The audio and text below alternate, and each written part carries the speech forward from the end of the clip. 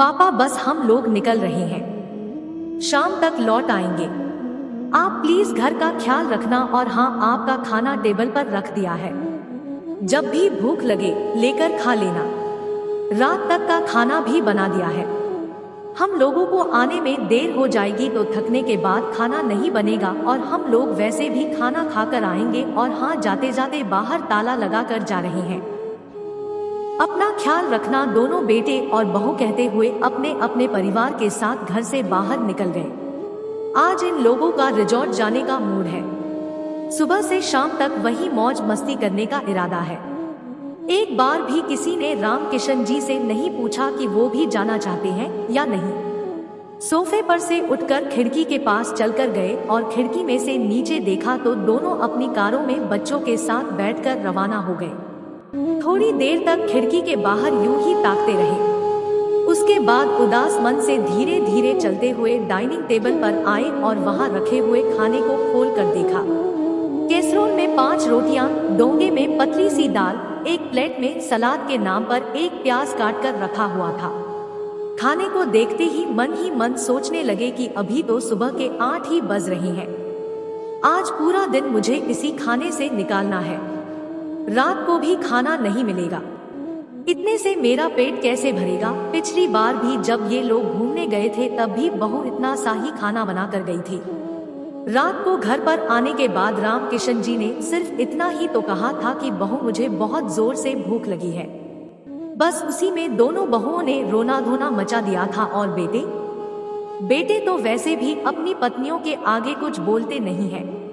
पर आज फिर वही। एक लंबी गहरी सांस लेकर अपने कमरे की तरफ आए। कमरे में अपनी पत्नी की तस्वीर देखकर आंखों में आंसू आ गए। एक वो थी जो कभी मुझे भूखा नहीं रहने देती थी, पर उसके जाने के बाद तो सचमुच पेट भर खाने को भी तरस गया हूँ। सोचा था कि रिटायर होने के बाद परिवार वालों के साथ खूब घूमूंगा फिरूंगा, पर यहाँ तो बीमार नहीं हूँ, पर घर में हर कोई मुझे बीमार बनाने में लगा हुआ है। जानता था कि हर बात के 2 पहलू होते हैं, पर कभी इस पहलू के बारे में तो सोचा ही नहीं था। पहले कितना घूमने का शौक था। महीने में 2 बार तो परिवार के साथ बाहर घूमने निकल ही जाते थे, पर अब कितने महीनों से तो घर के बाहर भी नहीं निकला हूँ। ये लोग जब भी कहीं जाते हैं ताले में बंद करके जाते हैं। एक बार भी नहीं पूछते कि पापा आपको भी चलना है क्या। अब तो घुटन सी होने लगी है। किसी से बाहर बात भी नहीं करने देते और खुद भी बैठकर बात करना पसंद नहीं करते। आजकल पता नहीं दोस्तों के भी फोन नहीं आते, ना उनका फोन लगता है। मेरे ही बेटों ने अपने घर का चौकीदार बनाकर रख दिया है मुझे। जब हाथ पैर चल रहे हैं तब मेरी कदर नहीं है, तो जिस दिन बिस्तर पकड़ लूंगा तो मुझे तो पूछेंगे भी नहीं। किसी ना किसी निर्णय पर पहुंचना बहुत जरूरी हो चुका है। अभी राम किशन जी मन ही मन सोच रहे थे कि उनके फोन पर एक अननोन नंबर से फोन आया। जब मोबाइल उठाया तो दूसरी तरफ उनके दोस्त कैलाश जी बोल रहे थे, और राम किशन कैसा है, कितने दिनों बाद तेरा फोन लगा है। अरे कैलाश, आज इतने दिनों बाद तुझे मेरी याद कैसे आई भाई, यह पूछने के लिए कि कब तक भाभी के जाने का दम बनाएगा। कुछ आगे का सोचा है कि नहीं, मतलब यह कि इस बार हम सारे दोस्त मिलकर रामेश्वरम घूमने जा रहे हैं। तू भी चलेगा इस बार? पिछली 2 बार भी तुम मना कर चुके हो। मैंने मना किया कब?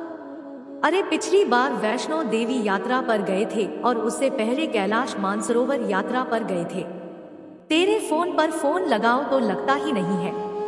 आखिर तेरे बेटों को फोन लगाया था, तब तेरे बेटों ने ही कहा कि पापा मना कर रहे हैं। अब मम्मी के बगैर उनका कहीं मन नहीं लगता। इस बार मैंने किसी और नंबर से फोन लगाया तुझे। कमाल है, ये नंबर तो लग गया। सुनकर राम किशन जी हैरान रह गए। उन्हें तो बिल्कुल पता नहीं था कि पहले भी 2 यात्रा जा चुकी है। मतलब बेटों ने उन तक बात पहुंचाई ही नहीं। और फिर उनका मोबाइल, अरे क्या हुआ? जवाब तो दे। अचानक कैलाश जी की आवाज से किशन जी की तंद्रा टूटी। अरे हाँ, इस बार जरूर जाऊंगा। कितना क्या पेमेंट देना है वो बता देना, मैं डिपॉजिट करा दूंगा। चल, मैं तुझे अपने व्हाट्सएप ग्रुप में शामिल कर लेता हूँ और वही सारी डिटेल भेज देता हूँ। और रही बात पेमेंट की, वो तू बाद में दे देना। कम से कम तूने हाँ तो की। वैसे भी हम कल ही रवाना हो रहे हैं और तेरी टिकट हमने पहले ही करवा ली थी। अगर तू फोन नहीं उठाता तो हम आज तेरे घर आ जाते। अच्छा ठीक है बाबा, पर डिटेल आधे घंटे बाद भेजना। चल फिर फटाफट से तैयारी कर ले, कल सुबह ही निकलना है। क्या कैलाश जी ने फोन रख दिया? कैलाश जी के फोन रखते ही रामकिशन जी ने अपना फोन चेक किया। रामकिशन जी के अधिकतर सभी दोस्त उसमें ब्लॉक हो रखे थे। उन्हें याद आया कि पिछली बार बच्चों को मेरे भरोसे छोड़कर चारों ऊटी घूमने गए थे। देखकर रामकिशन जी का दिमाग चकरा गया। इतना बड़ा धोखा। कुछ देर तक आंखों में आंसू लिए अपनी पत्नी की तस्वीर की तरफ देखते रहे। फिर आंसू पोंछकर सबसे पहले रामकिशन जी ने अपने सारे दोस्तों को अनब्लॉक किया। उसके बाद उठकर अपने कमरे में गए और अपनी अलमारी में से अपने टूर पर पहनने वाले कपड़े निकालकर पैक किए। अपने स्पोर्ट्स शूज निकाले और उनकी धूल साफ की। कुछ कैश और आईडी अपने पास रखे। मोबाइल पर अपने अकाउंट चेक किए। अपनी दवाइयों का बॉक्स रखा। जितना समझ आया उस हिसाब से पैकिंग कर ली और इंतजार करने लगे दूसरे दिन का। रात को जब बच्चे घर आए तब तक रामकिशन जी सो चुके थे। किसी ने भी उनके कमरे में जाने की जहमत नहीं उठाई। सब अपने अपने कमरे में जाकर सो गए। आए दूसरे दिन जब बेटे और बहुएं चाय पी रहे थे तो रामकिशन जी तैयार होकर अपना बैग लेकर बाहर आए। उन्हें देखते ही बड़ा बेटा बोला, अरे पापा आप कहाँ चल दिए? मैं अपने दोस्तों के साथ रामेश्वरम टूर पर जा रहा हूँ। मेरा भी टिकट है। रामकिशन जी की बात सुनकर चारों बेटे बहू एक दूसरे की शक्ल देखने लगे। बड़ी बहू बोली, पर पापा जी आप ऐसे कैसे जा सकते हैं? बच्चों के एग्जाम शुरू होने वाले हैं और हमें भी बेंगलुरु के लिए रवाना होना है। मेरे मौसा जी के बेटे की शादी है। बच्चों को हम किसके भरोसे छोड़ कर जाएंगे? आपने सोचा भी है? छोटी बहू ने भी कहा, और क्यों फालतू में पैसे खर्च करना? आपके पास इतना ही पैसा है तो थोड़ा बहुत हमें ही दे दीजिए, बेटे ने भी कहा। और वैसे भी इस उम्र में कहाँ घूमने की लग रही है आपको? कल को गिर पड़ गए तो सेवा कौन करेगा? इसलिए चुपचाप अपना सामान वापस करे में रख दीजिए। बड़ी बहू बोली, मुझे ऑर्डर देने वाली तुम कौन होती हो बड़ी बहू? तुम लोगों ने मुझे अपने घर का चौकीदार समझ रखा है जो अपने बच्चों को मेरे भरोसे छोड़कर चले जाते हो। तुम लोगों की हिम्मत कैसे हो गई मेरे मोबाइल से मेरे दोस्तों को ब्लॉक करने की? पापा आप गलत समझ रहे हो।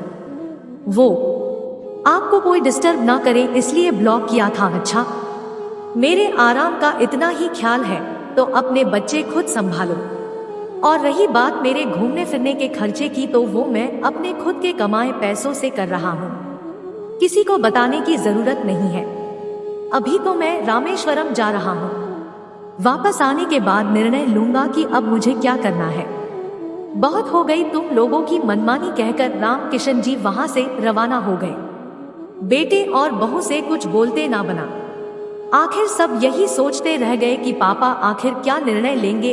पापा जब रामेश्वरम से दर्शन करके आए और अगले दिन अपना सारा सामान पैक कर लिया और अपने दोस्त के साथ वृद्धाश्रम के लिए निकल गए। जब रामकिशन जी जा रहे थे तब भी बेटे बहू कुछ नहीं बोले और सोच रहे थे कि उनके सिर से बला टली और बहुत खुश हुए। अगले दिन सुबह सुबह एक गाड़ी आई और उसमें से एक सज्जन बाहर निकले और घर के अंदर आए और बोले कि ये घर रामकिशन जी बेच दिया है और आज से मैं इस घर का मालिक में हूँ।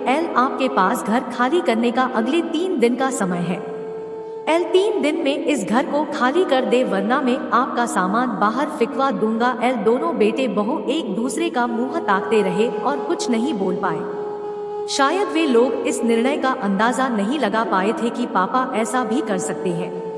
उन्होंने जल्दी से अपने पापा को फोन लगाया तो उनका फोन नहीं लगा क्योंकि रामकिशन जी उनका फोन ब्लॉक लिस्ट में डाल दिया था। आज उनको अपनी गलती का एहसास हो गया था, लेकिन देर बहुत हो चुकी थी। आज की युवा पीढ़ी को ये सोचना चाहिए कि एक दिन उनका भी बुढ़ापा आएगा और उनको भी तरह का सामना करना पड़ सकता है।